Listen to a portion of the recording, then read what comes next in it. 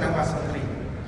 Bagaimana kita ini bisa kalangan kementerian, kalangan perguruan tinggi, hingga kalangan industri, ini FYI Mas Menteri, ini banyak dari industri yang hadir juga di sini, dapat terus bersinergi ketiganya untuk menciptakan kolaborasi baru antar perguruan tinggi dan industri itu sendiri. Silakan Mas Menteri.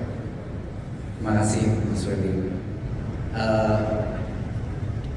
Mungkin kita belum pernah lihat dalam 3 tahun terakhir lebih banyak sinergi yang terjadi antara industri dan sistem pendidikan kita.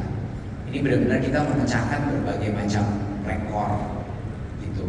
Dan sebenarnya alasan kenapa kita melakukan ini adalah satu, menurut saya masa depan pendidikan, apalagi pendidikan tinggi ya, adalah hybrid.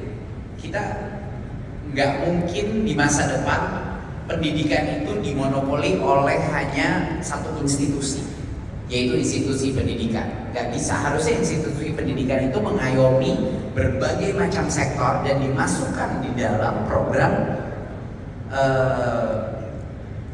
mahasiswa, mau itu S1, mau itu S2 dan lainnya. Jadi menurut saya masa depan pendidikan tinggi apalagi atau persiapan untuk karir, profesi, kewirausahaan itu nggak bisa satu dimensi dan sudah nggak mungkin bahwa semuanya itu harus akademik gitu. Jadi itulah alasannya kenapa semua kebijakan kita mengeluarkan anggaran besar sekali untuk menarik industri untuk berpartisipasi dalam pendidikan tinggi kita gitu. Jadi menurut saya apa yang bisa dilakukan adalah mudah sekali sekarang. Pemerintah itu memberikan anggaran kepada semua industri untuk melakukan satu dari 3 hal, ya. Dan ini menurut saya hal yang sangat beneficial gitu loh untuk industri. Kalau ada industri yang butuh talenta, dia bisa, sekarang udah nggak ada alasan lagi industri komplain mengenai lulusan pendidikan tinggi. Kalau dia belum bikin program kampus merdeka, benar nggak?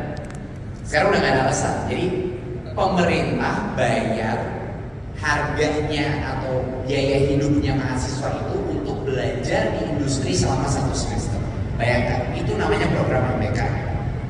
Jadi kalau industri masih komplain mengenai kualitas lulusan perguruan tinggi, tapi dia belum bikin program MBKM, itu udah gak haji.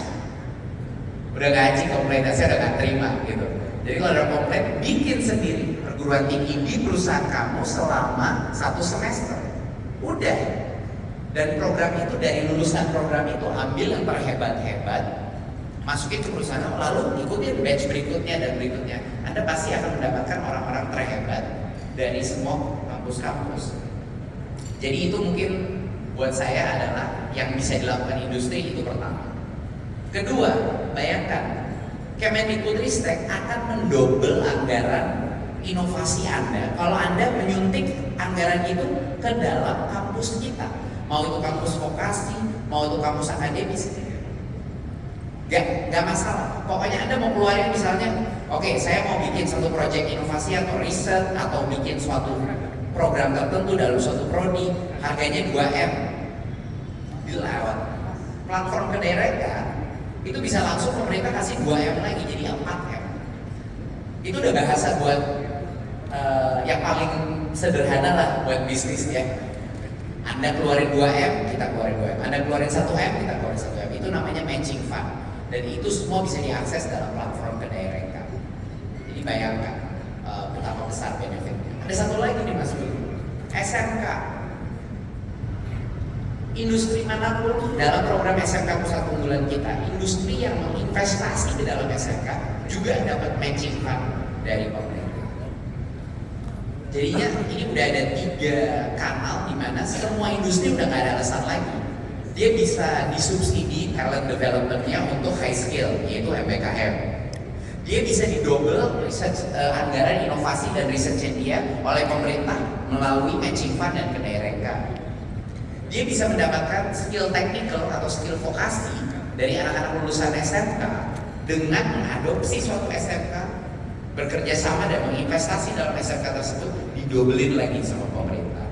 Jadi benar-benar tidak ada waktu yang lebih menguntungkan untuk menjadi industri kalau dia bekerja sama dengan institusi pendidikan kita. Luar biasa nih anggarannya keluar terus sampai triliunan kita udah keluar. Oke, tepuk tangan dulu dong buat